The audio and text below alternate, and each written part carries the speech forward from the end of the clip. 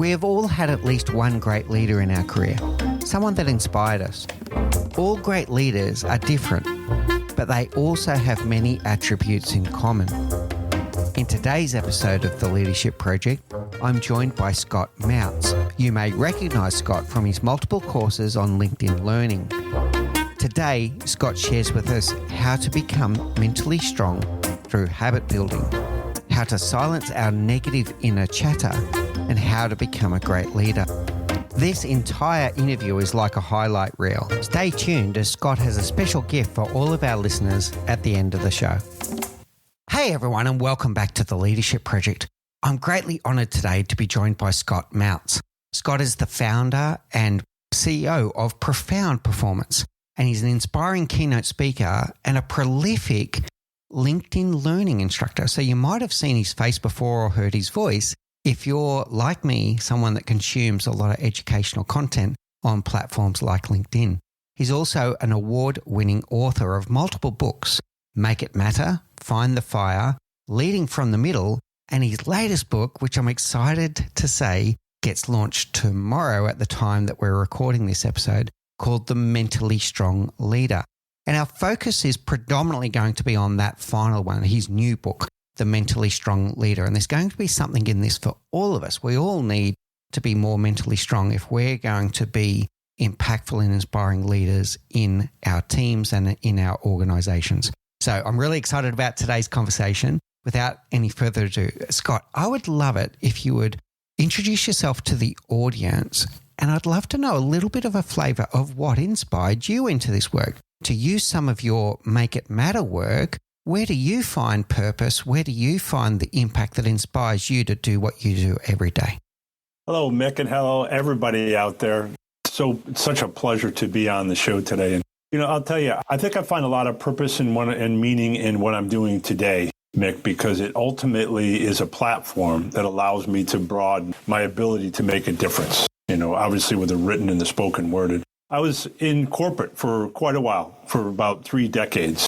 And, I had a chance to work at some really, really great companies. I spent a lot of my career at Procter & Gamble and had a chance to run some of the very largest multi-billion-dollar businesses there. And as I was growing up in the organization, I learned along the way. I got a chance to really study what makes great leaders great, what makes achievers achieve. And, we'll get into it more as we talk about mental strength, but I soon found that it's this, this superpower of mental strength that differentiated the wheat from the chaff, as they say here in the United States, that really separated the good from just merely, from the merely good from the truly great leaders. And the more and more I learned about mental strength, the more and more I wanted to dive deeper and yet deeper still, and then share with the world what I had been learning along the way. And so I married that up with my desire to broaden my platform for making a difference with the written and the spoken word. And mental strength became the subject of much of my studies about a decade ago. Oh, brilliant. So when we talk about mental strength, I want to go into this a little bit further. So in that corporate career, what were the signs that you could see from these great leaders, the difference between the wheat and the chaff, to use your words? What were the signs that you could see to pick on, it's mental strength is the key differentiator here, as opposed to other things like charisma or their ability to communicate? Yeah, well, I'll start broader, then quickly narrow it down with a specific piece of data that's pretty compelling. First of all, just to start broad with a definition, just so we're all on the same page. Mental strength is the ability to regulate your emotions, your thoughts, and your behaviors productively, despite the circumstances, even in adversity. And you could argue especially in adversity. As I like to say, it's how we manage internally so that we can better lead externally. And I think, Mick, that most of us truly understand intuitively that if we want to succeed at work and even in life, you have to be able to self-regulate your emotions, your thoughts, and your behaviors. But here's the secret to it. This just in, Mick. You ready for this? It's hard. It's really hard to regulate your emotions, your thoughts, and your behaviors. But if you can do that, if you can build your mental strength, it is the leadership superpower of our times, which separates the wheat from the chaff. And now I'll get specific to your question to tell you why I think that's the case. I've been studying this, like I said, intensely now for at least a decade. And kind of, more academically and from a distance for almost, 3 decades.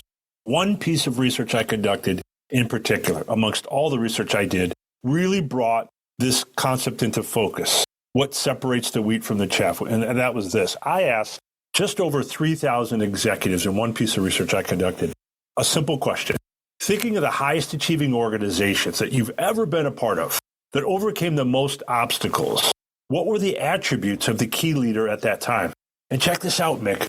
Right around 91% answered. Every time I ran this study, and I did it more than once, right around 91% of the time of people answered with the same description, the same profile of a leader that, even though they didn't know they were describing this at the time, they were describing a mentally strong leader, one who's calm, in control, intentional, and exhibited the ability to flex 6 mental muscles in particular: fortitude, confidence, boldness, decision-making, goal focus, the ability to stay focused on goals and keep their organization focused on goals, and even messaging skills, the ability to positively message to the troops, to not get sucked into the negativity of the everyday.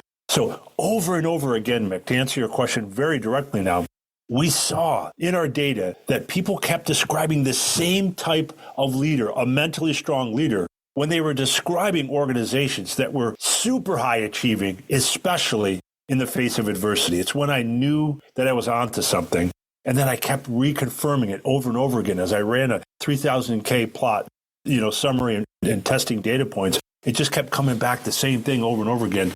That's when I knew we were onto something, and I had to share with the world what I was learning. Excellent, Scott. So I'm hearing 2 major categories.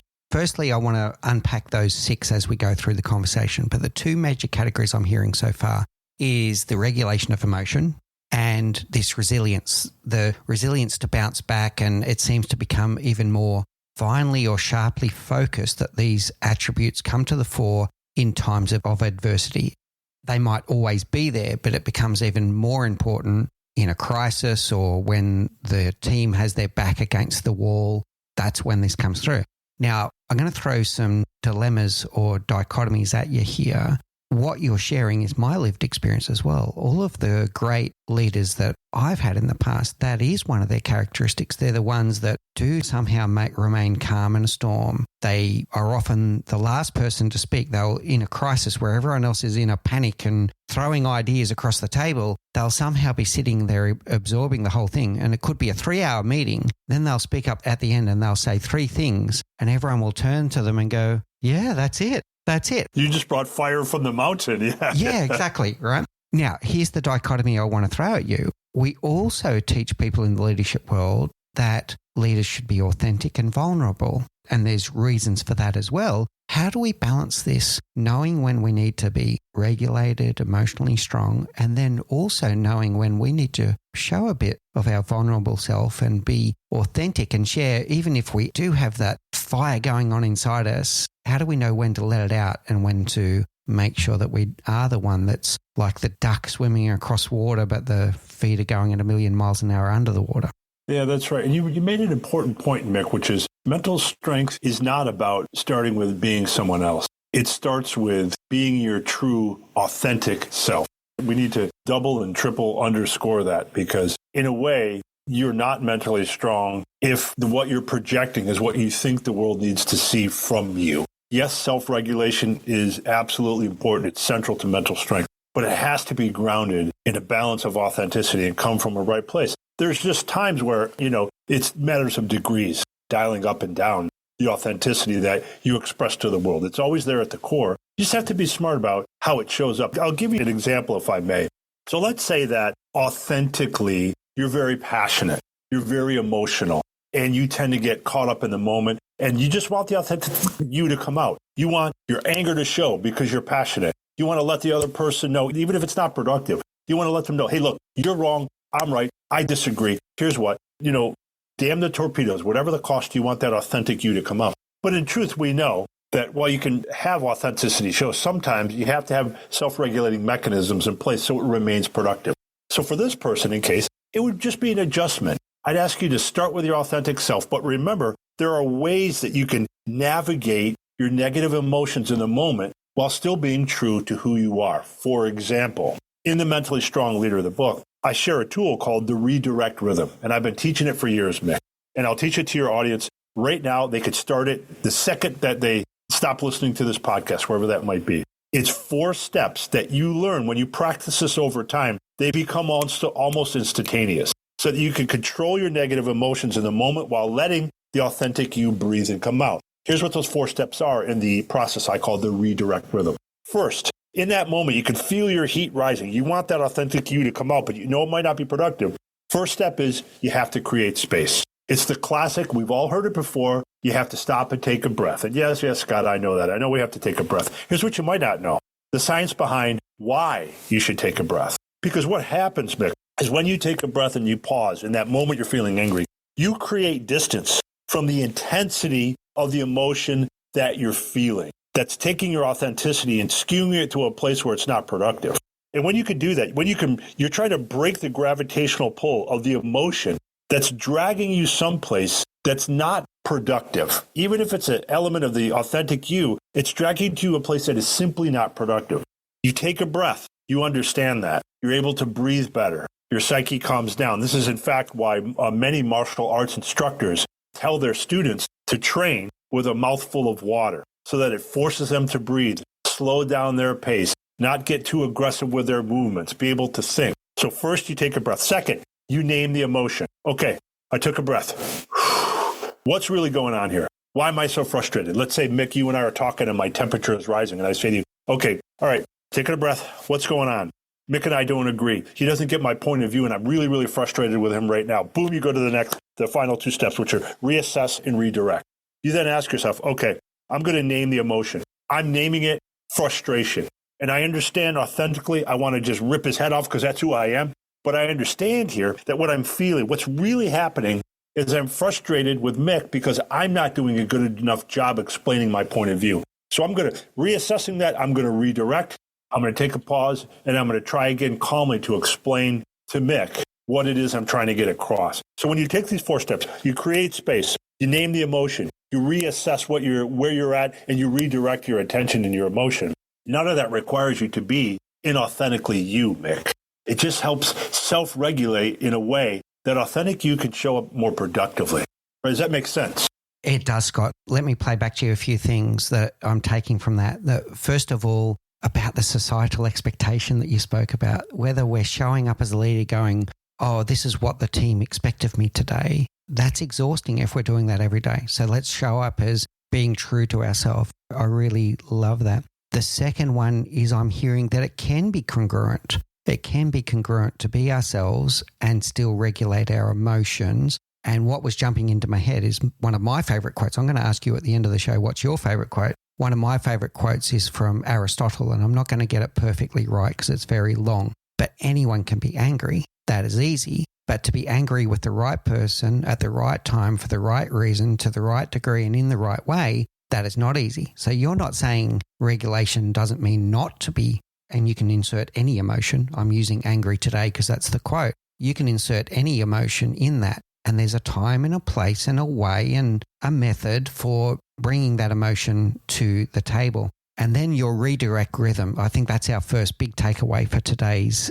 discussion for people to think about this. To take that time, to take that breath, to pause and reflect, to name the emotion. Why this emotion? Why this emotion now? Where did that come from? Then we can reassess and redirect. And what I loved in your example is you thought about yourself first. You went, well, did I not explain myself well? What do I need to do differently here? It wasn't blaming the other person going, oh, they're just not getting it. It was, what do I need to do differently so that they do get it? I love that. What I want to now challenge is, but what about the other person? So how do we, in this emotional regulation, the other person is an emotional creature as well. What do we need to do to play with, and I mean this in the nicest possible way, play with their emotions because they've got emotional needs in that moment as well? Yes. And I think, a lot of it is about understanding first and foremost that they're human beings and that mental strength is not forcing with will the way that you see the world down other people's throats. Mental strength is not 100% about, I will convince you of my point of view because I am mentally stronger than you. Mental strength is often about realizing that you're wrong.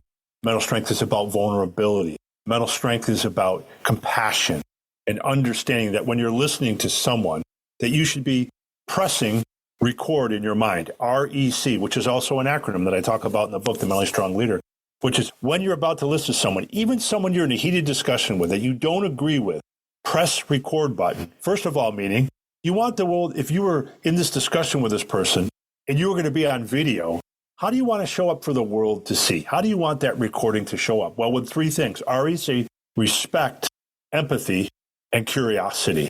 And if you could enter a discussion with other people who you also know are very emotional, as long as you're showing respect for that point of view and not judging, as long as you're showing empathy and understanding for where they're coming from, and as long as you're showing curiosity about the other person's point of view, you could help deal with the emotions that the other person might be feeling. And I don't know about you, Mick, but in the United States, we're at a point where, a lot of people say that we can't even agree on the truth and on the facts anymore.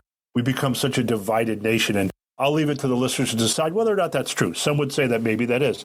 I believe it's that C in record, REC, record, that press record, that I think a lot of people fall short on is they're not truly curious. They don't truly want to understand the other person's point of view. And so they put up a wall. But if you do those things, it's the epitome of mental strength because it's allowing the other person the grace and the space to express their point of view. Yeah, I love it, Scott. Let me play back again what I'm hearing from here. And you've given us another great takeaway here with this REC. So this respect, empathy, and curiosity. You also touched on there that you can be mentally strong and vulnerable at the same time. The two things go hand in hand. And admitting when you're wrong and being able to say that is a sign of strength. It's not a sign of weakness to admit that you were wrong or you made a mistake. And it's a sign of respect, empathy, and curiosity for you to say to the other person, oh, that's interesting. Tell me more about that. And then to listen with a true open mind, open heart, and open will to let new information come in. And if we're spending the whole time waiting for our turn to talk, we're not really listening and we're not really learning and we're not co-creating something that's the collection of both of us instead of me being, I'm the strong leader and I'm going to impose my will. How does that sit with you? I think that's right, Mick. And I want to build on it too, because I think I really want your listeners to understand that the opposite of mentally strong is not mentally weak. We all have a baseline of mental strength to build from, all of us, every single one of us. And I don't want them to feel intimidated by, okay, Scott, this sounds great, but you talked about 6 mental muscles and, how do I build all of those all the time? And, do I have to be working on them all the time? And, you can equate it to the concept of physical muscles, right? Just like, Mick, if you were going to go to the gym, you wouldn't go to the gym every single day with a plan to work on every muscle in your body. Wednesday would be leg day, Thursday would be back day, Friday arm day, whatever. And you don't work on all those muscles. So it's about really learning to understand, and I'll talk more about how we do that later, really learning to assess how mentally strong are you? What mental muscles do you need to work on so you can create a customized mental strength training program and work on that over time? And yes, even people that are incredible, I've interviewed thousands and thousands of people about their mental strength, and even the ones that I would code as the most mentally strong. Well, guess what happens if you stop working on your physical muscles? If you stop lifting, your muscles erode. They become flabby. Same with your mental muscles. So even for the mentally strongest, it's a journey that you have to keep at over time. And it's something that's really worthwhile because it really is the cheat code for achievement. I want to unpack this a little bit more and maybe turn this into a call to action as well. So I'm hearing a little bit of awareness to understand where am I at today with my mental strength. And then I'm hearing an intentional action to train it. How does one start with that? Yeah, I think the easiest way to do this, in my book, The Mentally Strong Leader, there's a mental strength self-assessment that you can take. It's 50 questions that I've carefully curated, tested and retested and validated more times than I know with thousands and thousands and thousands of participants. And what the mental strength self-assessment does is it helps produce a mental strength score for you to determine, okay, how mentally strong am I? What is my baseline? And there's 4 tiers to it. You can be, all the way at the top of the tier, which is coded a beacon, meaning you're literally so mentally strong, you're a beacon to others. Others are drawn to you because of your mental strength, all the way down to the lower end of the tier, which is simply a novice. You're learning about mental strength. Maybe it doesn't come as naturally to you. Some of the muscles within it, fortitude, confidence, boldness, goal focus, decision-making, and so forth. And you're learning about that. And then you also get scores for each one of the mental muscles that I just mentioned, fortitude, confidence, boldness, etc. and you discern, okay, here's how mentally strong I am overall. Here's the muscles I need to work on. Now I have to put them into play, and I have to figure out my own mental strength training program. And the book, of course, is packed with more than 50 plus habit building tools that will allow you to work on the muscles that you want to work on, that are right for you to work on. So you create a truly tailored mental strength training program. So I love that it's individual and it's really thinking about, it's not cookie cutter. It's really thinking about myself and what's working for me and what's not working and what I need to work on. And it's a principle you and I spoke before we hit record about putting applied learning in place. It's not about just having the knowledge of what it means to be mentally strong. It's actually to experiment and then reflect at the end of the day, what worked well, what didn't work well, what do I need to do differently tomorrow? And if we're not paying attention along the way, we're never going to build that muscle. How does that sit with you, Scott? Yeah, I think that's exactly right, Mick. And, as extra help to the listeners, know that, in case if anyone is still thinking like, okay, Scott, I got it. I understand what mental strength is. I understand the 6 core mental muscles. I get that your data is showing it's the superpower of our times. It unlocks achievement in new ways like we haven't seen before. It's the step above emotional intelligence now. I totally get that, but it still seems like it's really, really hard. I understand where I stand when I take the assessment. How do I keep moving forward? Well, here's the arm around you, Mick, if you want to build your own mental strength, and anybody listening. And that is habits, which is also an acronym for self-regulation when you think about it. And what I mean by that is a mentally strong leader, and all the work I do in mental strength is built on a backbone of habit building science, which are 3 principles in particular.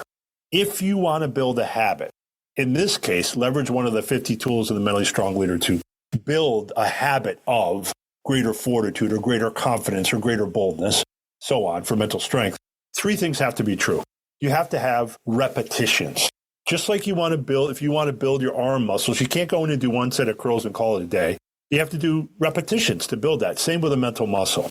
So all of the tools in the mentally strong leader are designed, Mick, as systems, little self-regulation systems and frameworks to allow you to get the repetitions in based on the habits that you want to build and the muscle you want to build. Point number 1 of habit building science. Point number 2, we know that habits often never form because people don't know the first small step to take to start.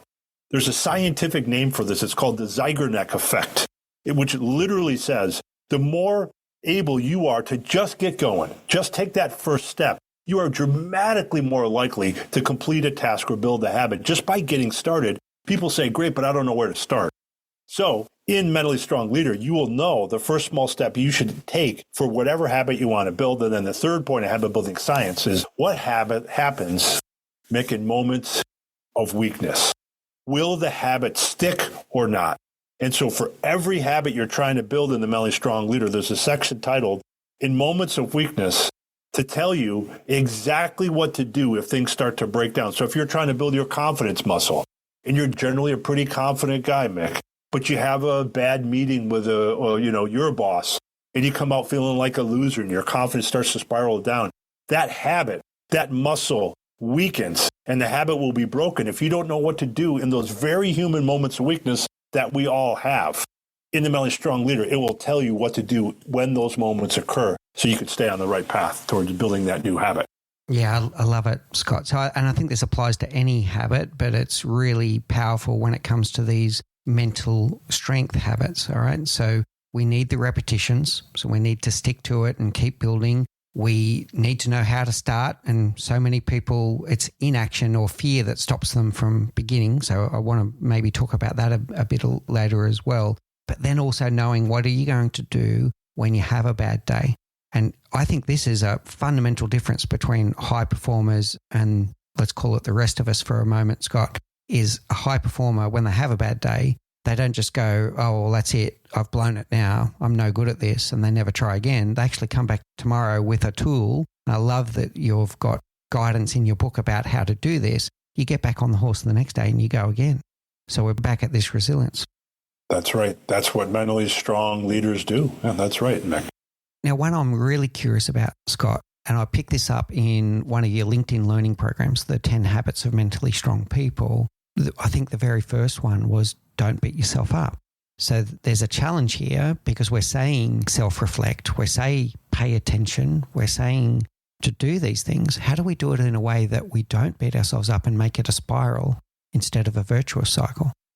Yeah, there's a couple of things. And with your permission, Mick, may I broaden that up to the general topic of confidence, and then we'll come back down to beating yourself up. Confidence is a major muscle, mental muscle that we have to work on if we want to be mentally stronger.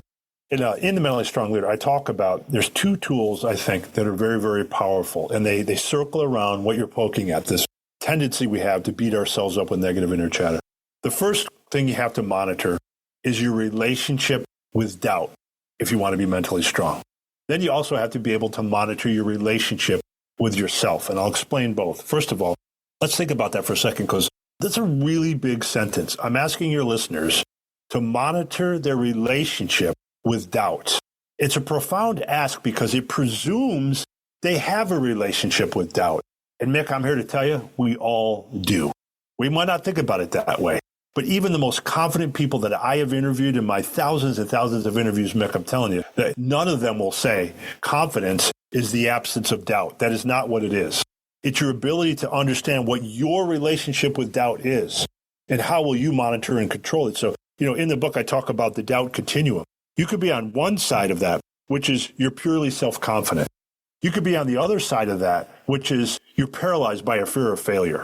And you could be in the middle where you're embracing healthy doubt and making that a productive part and not letting negative inner chatter get in the way too much. And I talk in the book about how to land on the right side of that, how to get in the middle and not let fear of failure paralyze you. Now, the other half of that is not only must you monitor your relationship with doubt, it's important to monitor your relationship with yourself. And this is where we get more directly into understanding our negative inner chatter. And what I mean by that is, I encourage the listeners to think about the self-acceptance scale. That's what I call it, which means I want you to picture, even if you can't see me on a video right now, there's a scale. And on the left-hand side of the scale is self-acceptance. On the far right-hand side of the scale is imposter syndrome. And in between, as we go from one side of the scale to the other, there are degradations in self-confidence. And negative inner chatter is a pit stop along the way. I'll explain. So let's say you start with self-acceptance. The first degradation of confidence is approval seeking.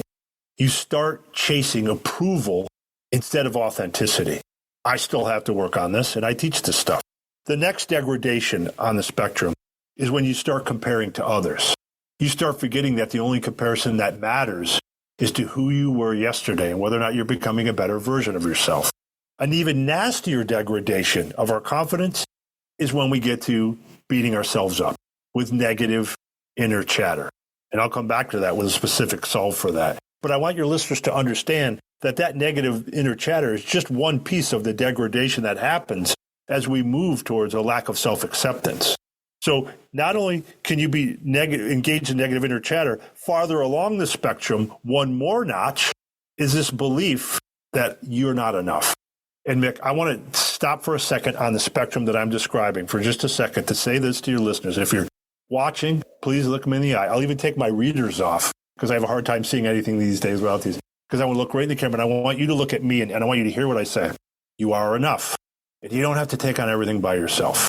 Meanwhile, as we progress along the scale, you can get all the way over to imposter syndrome.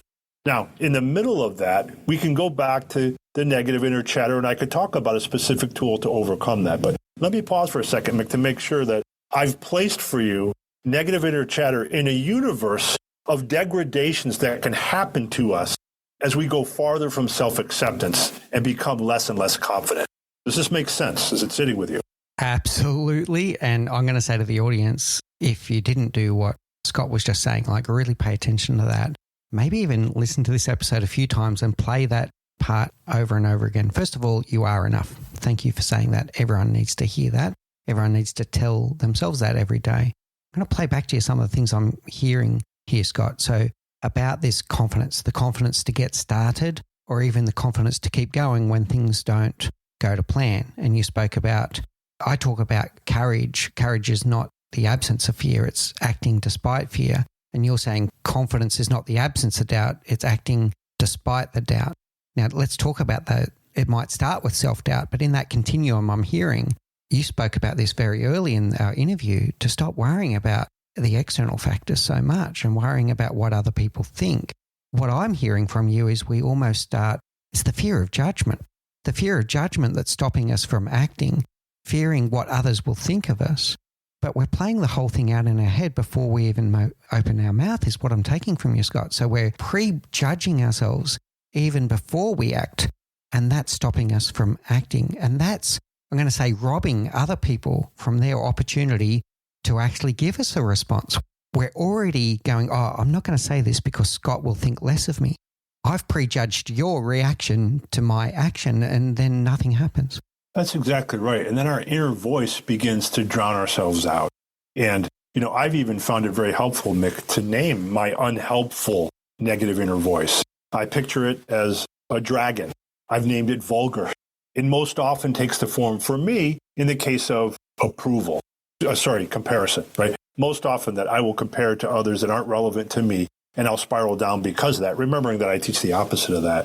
For many people, that dragon, that negative inner voice takes the form really of negative inner chatter. And I'll go back to what I was talking about before to give listeners a very actionable tip on how to control that, because as I talked about the degradation from self-acceptance, the degradation that happens over time in your confidence, that right in the center is that negative inner chatter.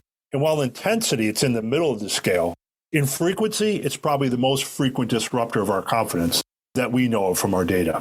So very quickly to address that, I want to talk about what I discuss in the Mentally Strong Leader, what I call the self-compassion break, which is 3 steps. You can do this quickly. Here's how it works. And there's actually a pre-step. The first is that you have to get better at catching yourself when you're beating yourself up.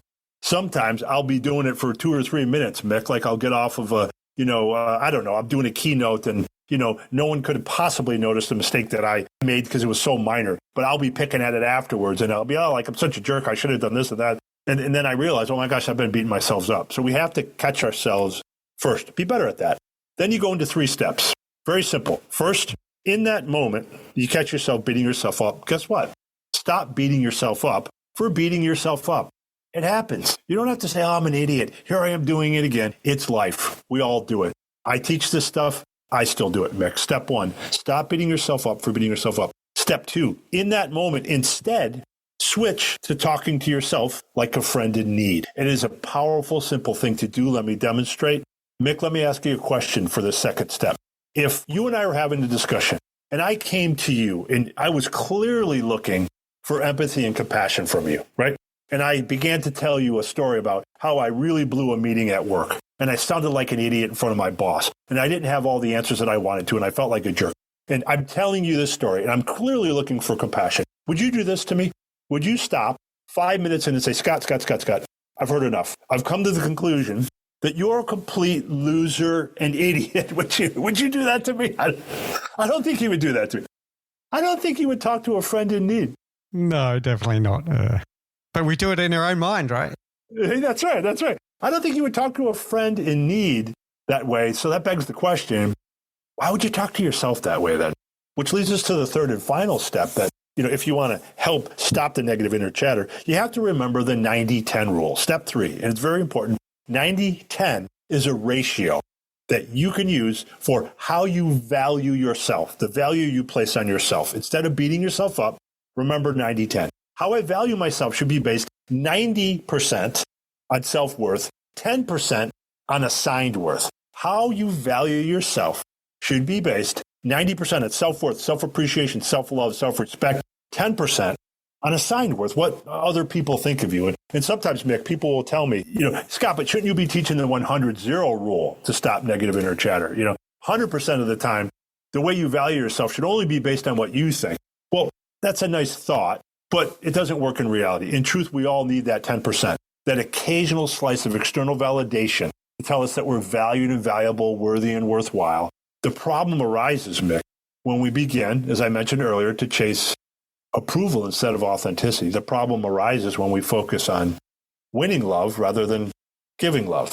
So if you can remember these 3 steps, if you can just simply remember, stop beating yourself up or beating yourself up, talk to yourself like a friend in need, remember the 90-10 rule, I can promise you, I've taught it for years and I've seen it happen. you can overcome the tendency to beat yourself up with negative talk. So I got to reflect on what you said and say that we're all human beings, but I was listening to that going, that sounds like Scott is describing me, right? So beating myself up and the inner game, the inner talk that I tell myself is much more critical than any friend would be. There's absolutely no doubt about that. And I like this 90-10. I like the reality of that we live in a world with other people. So to think that it's 100-0 is unrealistic. But I've got to say that so many times I'm going to say that we go 90-10 the wrong way. 90% looking for approval and 10% on self-worth. And we need to flip the equation. Yeah, love it. That's when the problem arises, when we flip the equation. Yeah. All right, cool. The other thing that you were covering there was about the comparison to others. The other thing that I was thinking as you were talking is that person that you're comparing yourself is also a human being that has their own doubts. You don't know what's going on in their inner game. So stop comparing their external with your internal. How does that sit with you? Yeah, I completely agree with that. And we tend to assign a lot more, we make a lot of assumptions about other people that we compare to, when most often they're irrelevant comparisons. People have often said, well, wait a minute, Scott, hold on. Isn't comparing to others healthy? Isn't that how we get better? Isn't that how we set benchmarks and improve? Well, of course it is. What I'm talking about are irrelevant comparisons. Comparing to people who don't really matter. They're not in your consideration set. They have conditions completely different from yours. This is why we see such a dichotomy now in social media, Mick, where people are comparing themselves to people who are painting the best universe and picture of themselves on social. And behind the scenes, you don't really know what's going on. You make assumptions of, oh, they're so successful as an influencer because they must be smarter than me. They're more attractive than me. They have more connections than I do. And we assign credit to people for things that we don't even know them and don't even know that it's a relevant comparison. So yes, what you said, I 100% agree with. Yeah, we can learn from others, but we don't have to make these irrelevant comparisons. I love it, Scott. All right, now I want to go through at least one more. So to recap on the 6 categories that we're talking about, we've got fortitude, decision-making, confidence, goal focus, boldness, and messaging. We've spoken a lot about confidence, and I'm so glad that that's the one that we landed on so much. I want to unpack a little bit more about decision-making. This one is also a daily endeavor for leaders. Now, I want to throw another dichotomy or dilemma at you.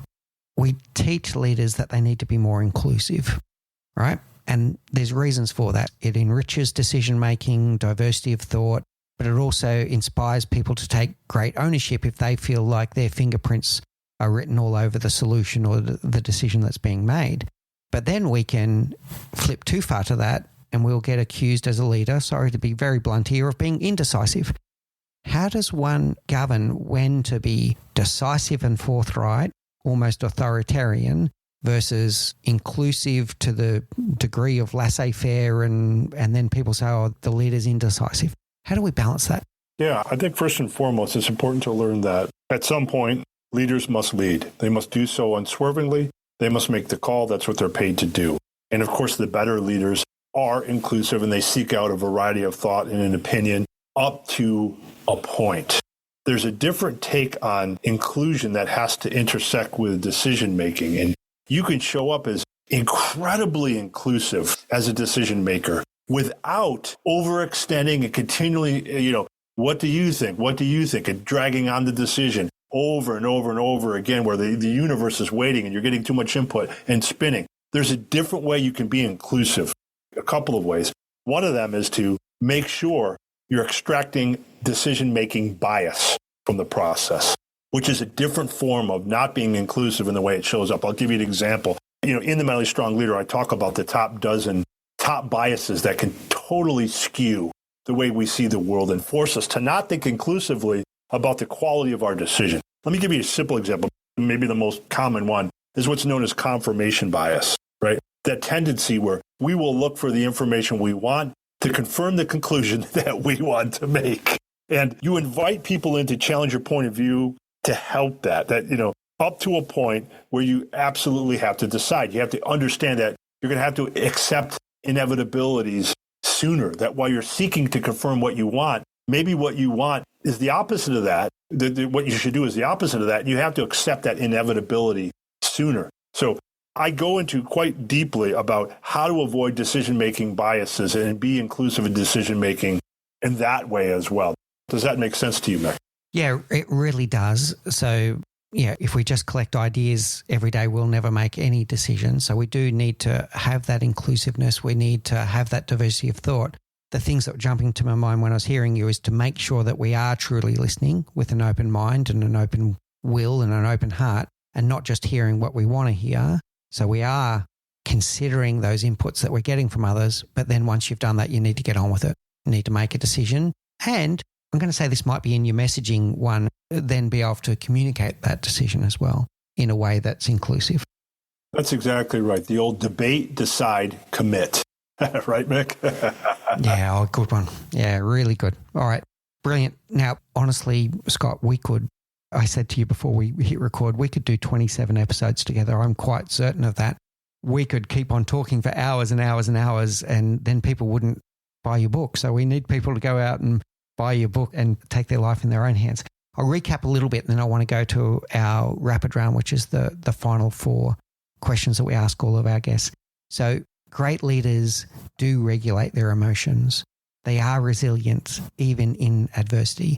But regulate is not suppress. And I love this redirect rhythm, this ability to take a beat, to take a few breaths, to reassess and then redirect, name those emotions, and to be able to regulate in terms of how we're dealing with other human beings. When we are dealing with those other human beings, to do it with respect and empathy and curiosity. And this is what's going to strengthen our relationships.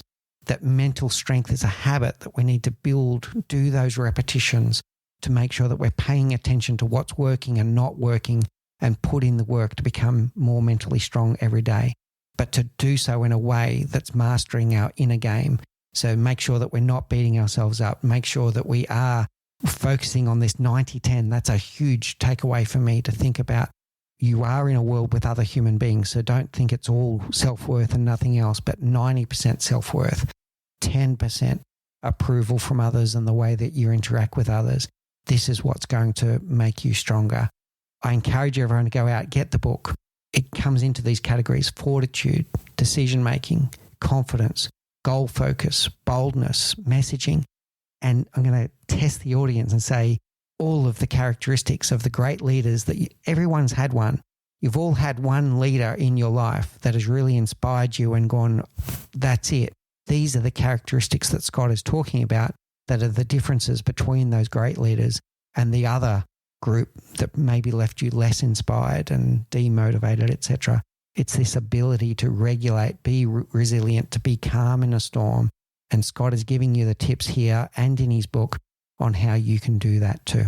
All right, Scott, I'd like to go now to the rapid round. So these are the same 4 questions we ask all of our guests. What's the one thing that you know now, Scott Mautz, that you wish you knew when you were 20? I think for sure that the importance of chasing authenticity in your life and not approval. I wish I had known that when I was much younger, about how powerful that can be. That's really powerful. That's another great takeaway, and it's congruent with everything that we've said today. So thank you, Scott. What's your favorite book? Well, mine, I'm going to reveal my nerdiness. It would be Tolkien's The Hobbit. I'm a fantasy writer at heart, so that's what it would be. Yeah, brilliant, Scott. And what's your favorite quote? Maya Angelou, who said, look, people may not remember what you said or what you did, but they'll always remember how you made them feel. And I found that to be the key to a great keynote, key to a great interview, the key to great advertising, and one of the most important things I've learned in my life. Yeah, it's one of my favorites as well, Scott. I really love that. And it comes up quite often on the show for a good reason. It really is powerful. And finally, Scott, there's going to be people that are blown away by this interview. And I'll say again, you might want to listen to this one a few times and take notes. There's so many key takeaways that Scott has shared with us. If people want to know more about you, more about your work, and to do deeper work on their own mental strength, how do people find you?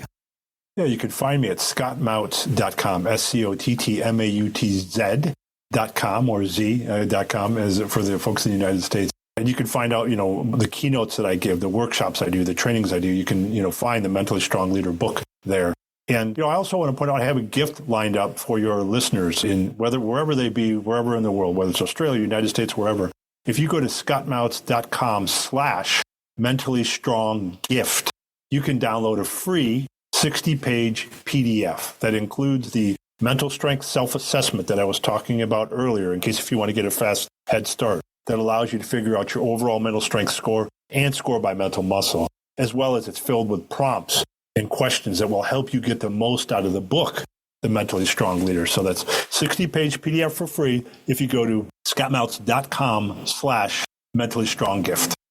We'll put those links in the show notes as well. That's very generous of you, Scott. You're already generous with your time today and sharing your wisdom and insights with us. And I personally feel stronger for having this conversation. Like, I've been self-reflecting the whole time we've been talking, and I hope the audience has as well. You've already given us the gift of your time and your wisdom to also give us that gift. That is absolutely wonderful. So thank you so much, Scott. It's been a great honor and privilege to have a conversation with you today. Thanks so much, Mick, and thanks to all your listeners. Stay strong. You've been listening to The Leadership Project. So many great takeaways from today's interview with Scott Mautz. We have a special announcement that we're now returning back to our live streaming show called The Leadership Project Live. We're coming to you every week with a new live stream topic. Please subscribe to the Leadership Project YouTube channel so you can be notified when we are going live. We live stream out to LinkedIn, YouTube, and Facebook every week. In the next episode of the Leadership Project podcast, I will be joined by Dr. Sharon Melnick, and Sharon shares with us what it takes to have personal agency and being in your power. You don't want to miss this. Thank you for listening to The Leadership Project at mixbeers.com. A huge call out to Faris Sadek for his video editing of all of our video content, and to all of the team at TLP. Joanne Goes On, Gerald Calabo, and my amazing wife, Say Spears. I could not do this show without you. Don't forget to subscribe to the Leadership Project YouTube channel, where we bring you interesting videos each and every week. And you can follow us on social, particularly on LinkedIn, Facebook, and Instagram. Now, in the meantime, please do take care, look out for each other, and join us on this journey as we learn together and lead together.